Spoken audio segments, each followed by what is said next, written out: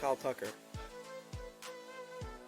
He's the first Cub since Bryant, where like I genuinely just get like excited when he comes up to the plate. Like there hasn't been a Cub like that in so long. Pete Crow Armstrong pisses me off. He gets up to the plate, and I just go on my phone and I text my friends and I say, strikeout. Tim Tebow's jersey's not retired by Florida. It's a Heisman Trophy winner that won 2 national championships. The Durr, who had, like, it was like 13 and 12.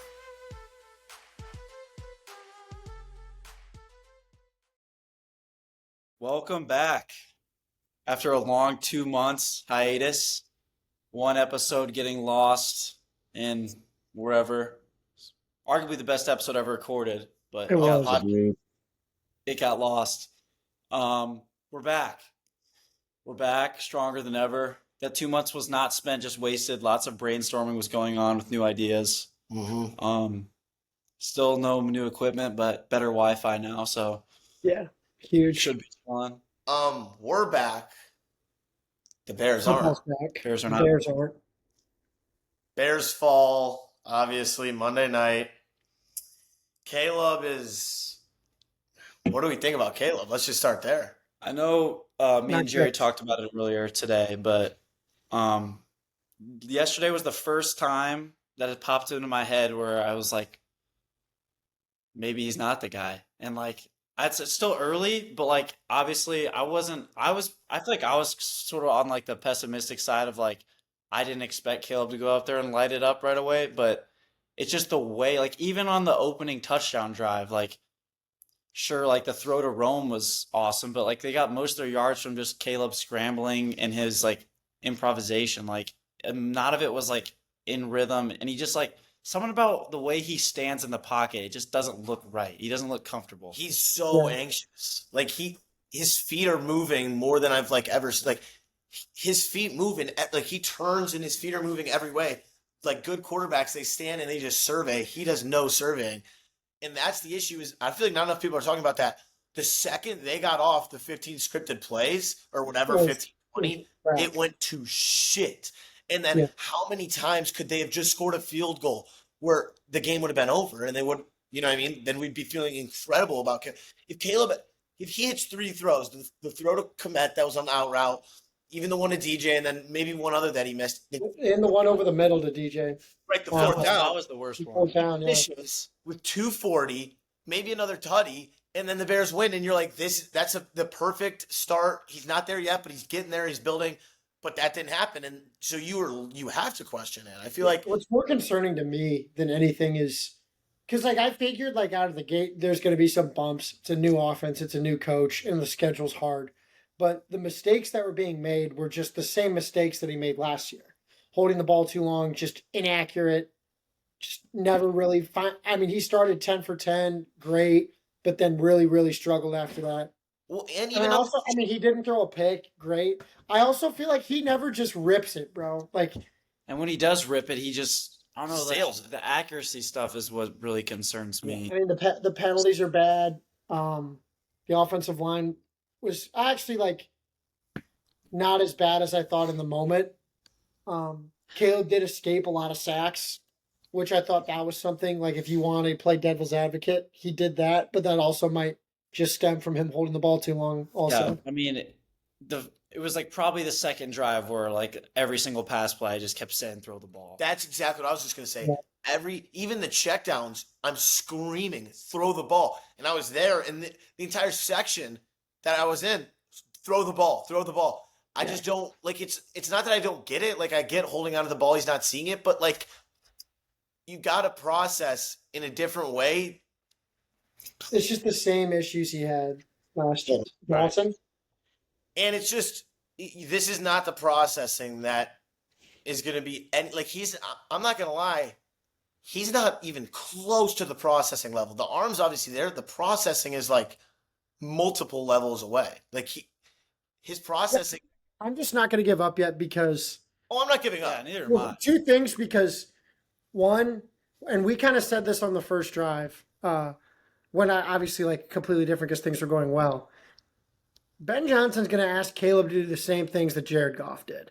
And I mean, Jared Goff's career was viewed to be dead in the water. He essentially got traded to Detroit to die. Like no one thought he'd still be their quarterback. They thought they'd be bad for a year, then they'd get a high pick and draft someone. Well, now he's still there and they're winning. So I think Caleb can be Jared Goff. I'm confident in that. But they are just so different in the fact that their strengths are different, but their weaknesses, maybe more importantly, are also different. I guess it's just, to me, like, this isn't the Lions, and when they're trying to do this in any way, like the offense, it looked like the Lions. Like I don't. That's not. They also could not run the football, which that's not on Caleb. Playbook, then I'm not sure I would like. That's not what we're looking for. I just kept waiting for the Ben Johnson wrinkle, and I just felt like that was just not. I mean, the play they scored the touchdown on in garbage time was pretty sweet. I mean, it was pretty. The game was over by that point.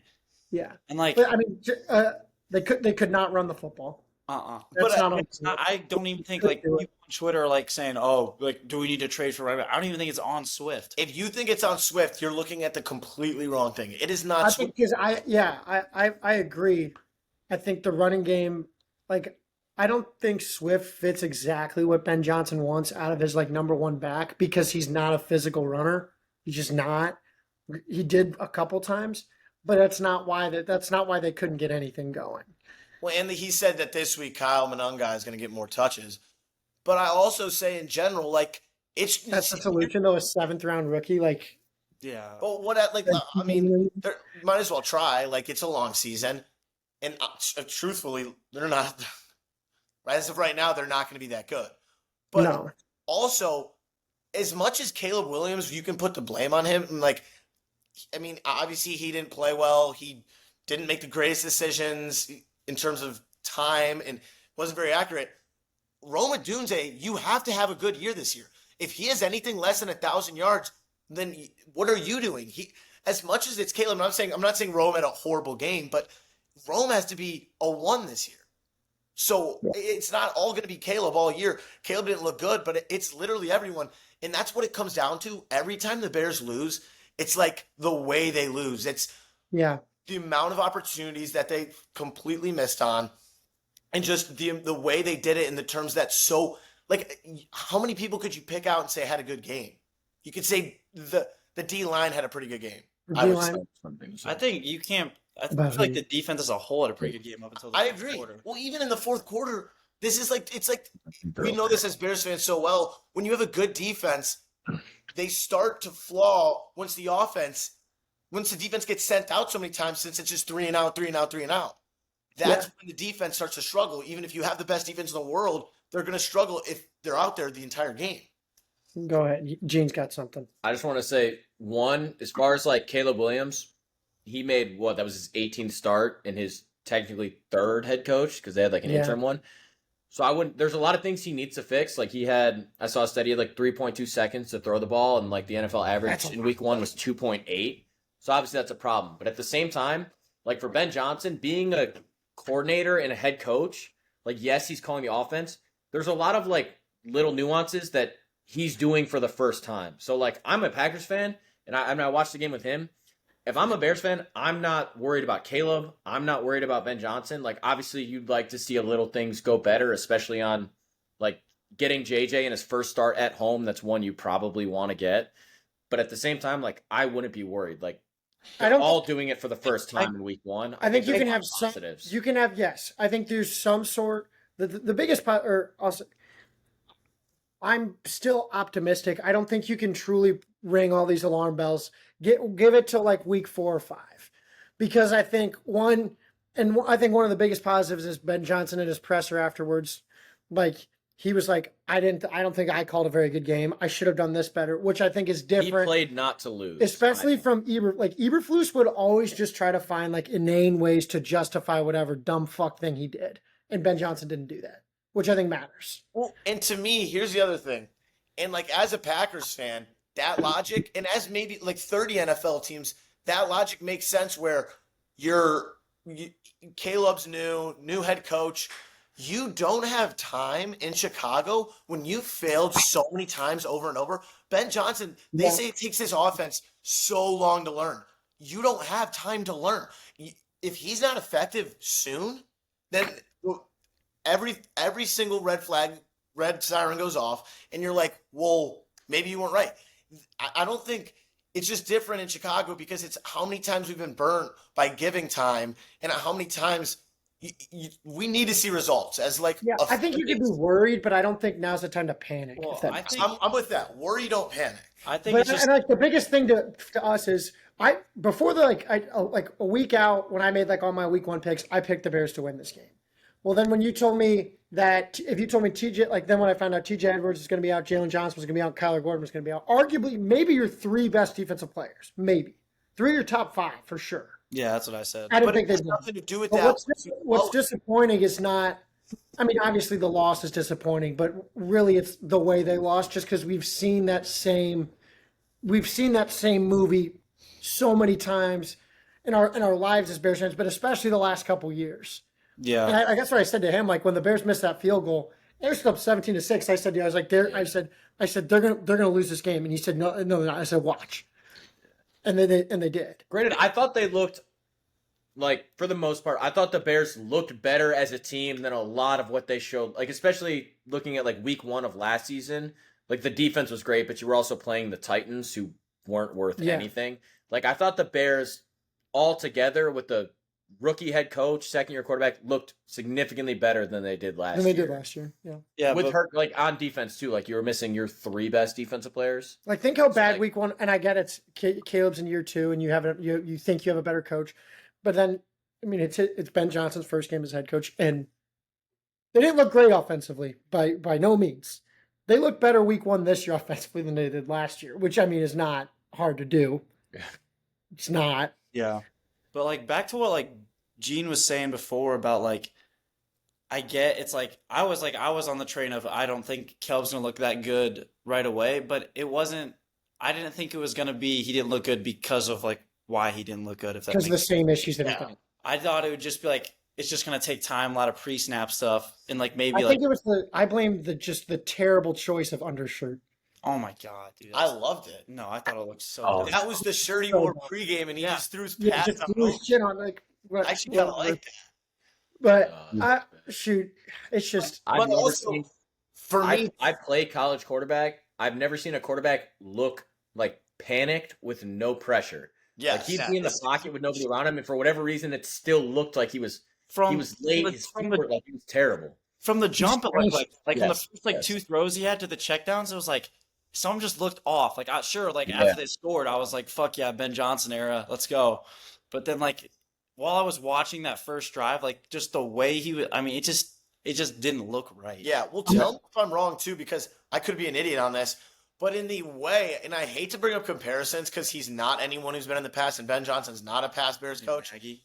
No, I'm thinking like almost in the way that like Yeah. Caleb like processes things like literally inverse of Justin Fields. Like Caleb's trying to process everything instead of having like a main 2-3 reads. yeah. Justin would try to process half of it. And then one. Fields would process one dude and just throw it at him. You know what I mean? or take off and run Or take fast. off. So in a way, it's different because Caleb's almost like he's like, all right, I'm gonna get every read out of the way. And again, I don't know like film and exact technique or whatnot, but No, it I almost think you're seems like to right, me yeah. he's trying to get through all of this and then just ends up dumping it off. That's what almost the first drive felt like, which felt fine because it's like this is better than no yards or pick or sack. Yeah. But And I think we also. I think it's just it has to be the. I don't think the checkdowns are bad because eventually the shots will be there. But like once you process everything, like you have to know where your checkdown is and where to go with the ball. But the one thing I would be worried about is there were a lot of plays where like Caleb is unbelievably athletic and he avoided a lot of sacks. You can't guarantee that he's going to be able to do that against Consistently. every single team every single time. Like there are going to be times where he does that shit, takes a 15-yard sack, and then that's he's lucky the he drive. didn't have a Like, couple of those. yeah, that's what I'm saying. Like It he, was close a there were a times. couple where I don't know how the Vikings didn't get to him, and they were great plays by him. But you take a sack on a drive like that, like the drive's over. You're punting, and that's what'll kill you is if he can't get away with that every single game. And the other thing I think we got to remember, obviously, the frustrating part is, I mean, the loss, like I said, but you had them beat. But let's be, this is the same Vikings team that won 14 games last year. They bring back majority of the team. They're healthy on the offensive line, And I don't think it's crazy that JJ can granted, he was a kid looking for his mom in the grocery store in the first half. He had he was lost.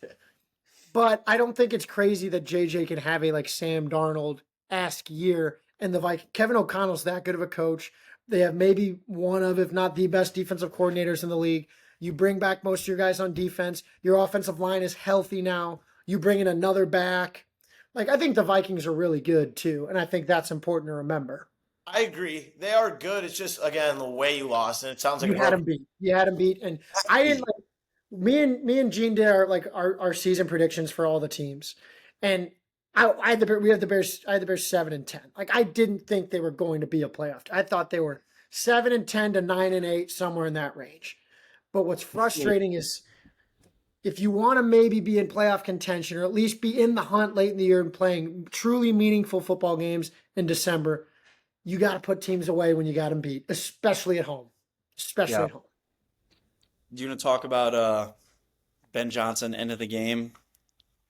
Decisions? I mean, I think, and it's another thing. Like I was saying, he said hindsight, you kick it out of bounds. You also, and I don't think you onside. And if you kick it out of bounds, it's only a 5-yard difference now with the new rules versus if it's a touchdown. Yeah, I did not even realize that. But and I'm sorry, if you're an NFL kicker and you are trying your absolute hardest to kick the ball to the back of the end zone and you cannot do it, that's a problem. I've been saying for years they need to get a new kicker. And he missed a kick. Yeah, and the other one he made, he's so dead accurate. Which, to his credit, he has been. But you got the overarching issue with Ben Johnson is, and again, 1 week overreaction, but you kind of have to overreact. But whatever, you're going to overreact, so let's just do it anyway. The beauty of being a football fan week 1, right? It's just you're going to do it, so who cares? And it's different from basketball or baseball because you have an entire fucking week to overreact. Exactly. You're 17. Well, there's 17 games, so each game you kind of need to overreact. But what I was going to say is, the issue with me is what really, really, really, really hurt, and what I totally thought would be different with Ben Johnson. 125 penalty yards that is so Bears. That is so every coach I've ever watched in my life.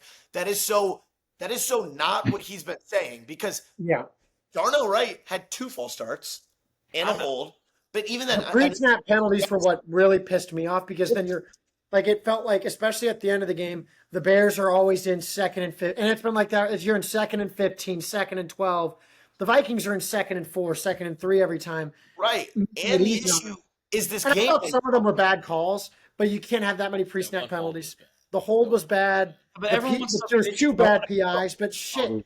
Don't let the games come down to the officials. Make enough plays. To every Bears fan. If you have 15 penalties, one of them is probably not going to be an actual penalty. The more you have, they're going to have a bad call. That's just natural. And the thing to me is, you can't talk about you're going to be this big enforcer, change the culture. If Darnell Wright saw every snap, Jonah Jackson saw every snap, all these dudes who made mistakes didn't come out. So again, it's week 1. This is a major overreaction. I'm going to look back, especially if they win or if they look good, I'm going to be like, wow, that was an idiot thing. But at the end of the day, you get to overreact because it's week 1. And again, he proved zero to me. He proved nothing to me. Yeah, the main it's what we were saying. It's completely different being a head coach to being a coordinator. Jordan Love looked good though. All right, bro, shut up.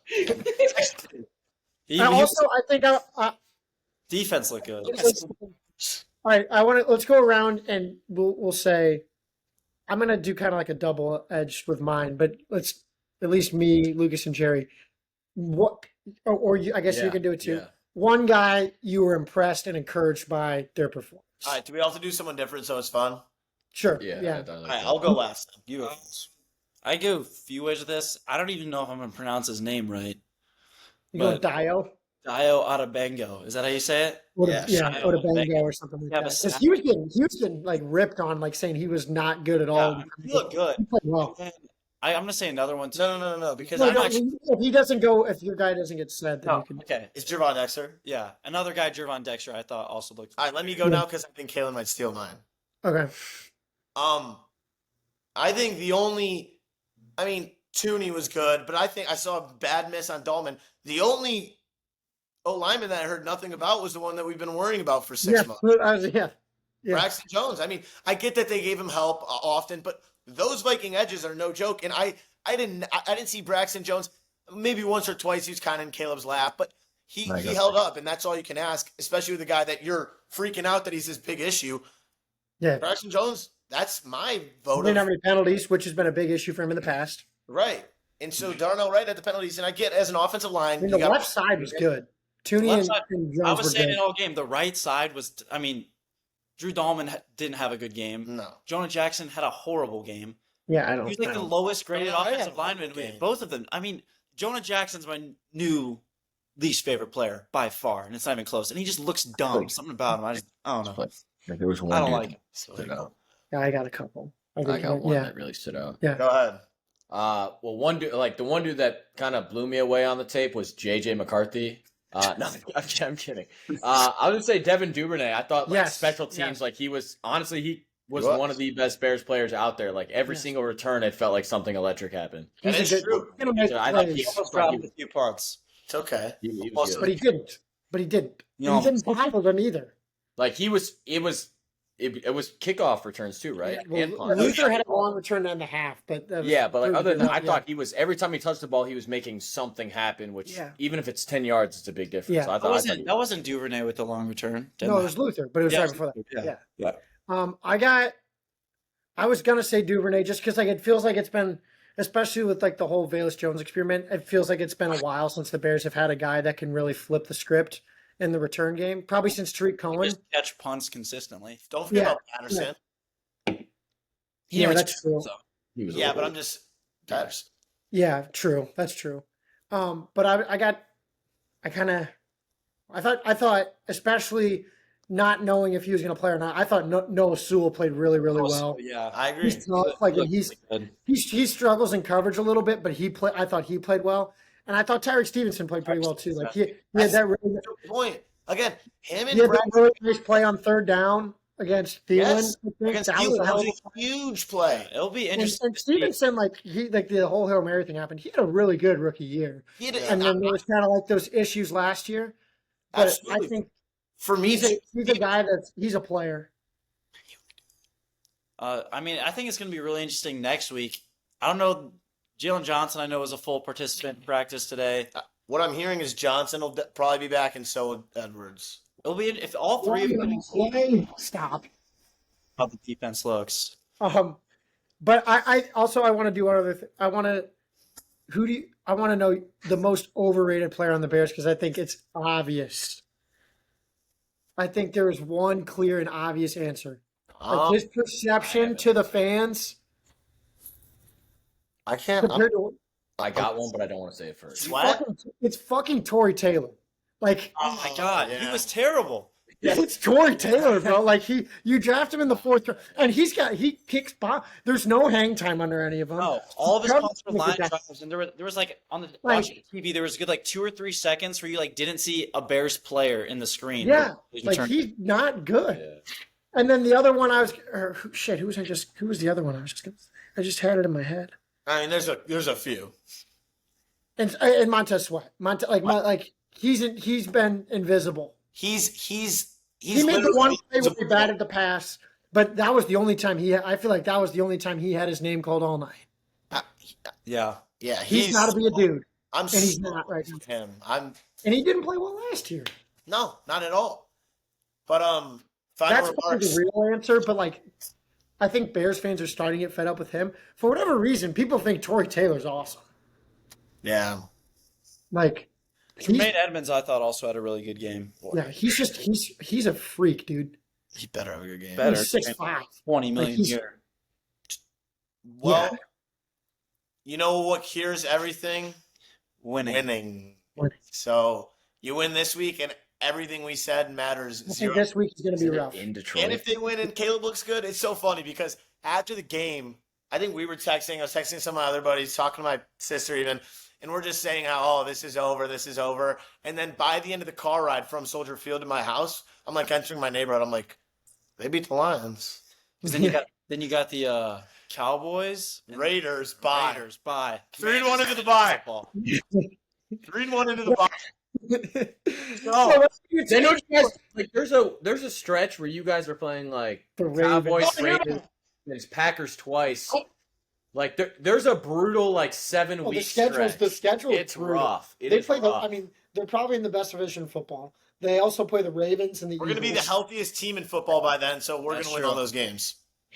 Because we I can think get you just started gotta- with the new coach. It's not about obviously you want to win, but I think you just gotta know that Caleb's the guy by the end of the year. That's, You don't have a choice. You have to resign him because you well, can't. no, keep going you're through gonna this keep, you're process. gonna Like, yeah.